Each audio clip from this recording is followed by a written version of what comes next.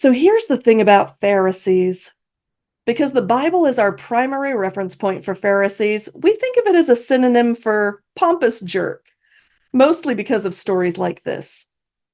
Along with prominent Pharisees who believed in and supported Jesus, others worked to celebrate and live out the wisdom of their ancestors in opposition to their non-Jewish rulers. Most were middle class, and as a group, they were a very influential voice among the people of Jerusalem. They had quite a bit of power, and power goes to people's heads. The thing that's disturbing about the Pharisee in Jesus' story isn't just the ways he brags. It's how he compares himself to the people whose stories he doesn't know. Now, stealing is bad. Cheating on a partner is bad. Taking monies in ways that harms people is absolutely bad. And that's what tax collectors in those days did.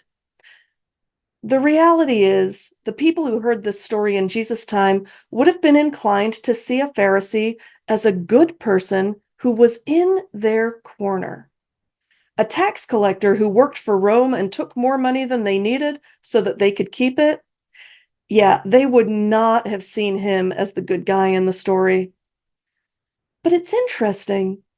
Jesus is telling this story specifically to some people who thought a lot of themselves and didn't think very much of others.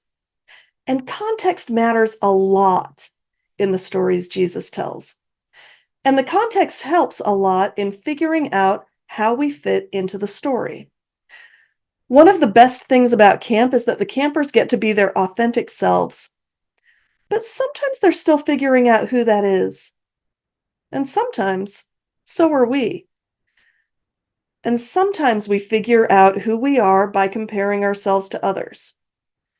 Unfortunately, we usually compare ourselves to what the world says about other people, but we don't really know their stories.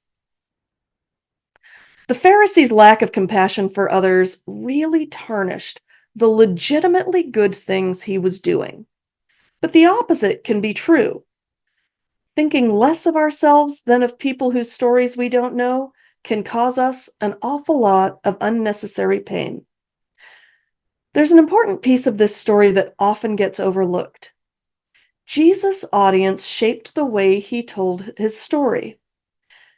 If he were with a group of people who thought they were worthless, this is not the story he would have told. Yes, humility is an important value, but Jesus loved the tax collector in the midst of his vulnerability and pain because that's what Jesus does. When we make mistakes, we seek forgiveness and get back to being beautifully and uniquely made in the image of God.